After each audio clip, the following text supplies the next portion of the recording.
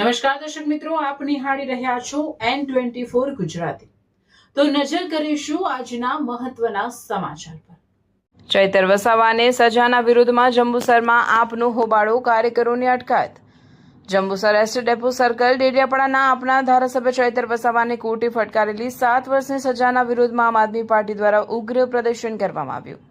આપ કાર્યકરોએ પ્લેકાર્ડ અને બેનરો સાથે પદયાત્રા યોજી એસટી ડેપો સર્કલ પાસે રસ્તા પર ઉતરી આવી ચક્કાજામ કર્યો હતો।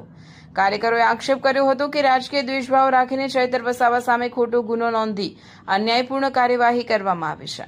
મંજૂરી વિના યોજાયેલી આ રેલી અને ચક્કાજામને પગલે જંબુસર પોલીસે તાત્કાલિક દોડી આવી સ્થિતિ કાબૂમાં લીધી હતી અને પ્રદર્શન કરી રહેલા આપ કાર્યકરોની અટકાયત કરી હતી।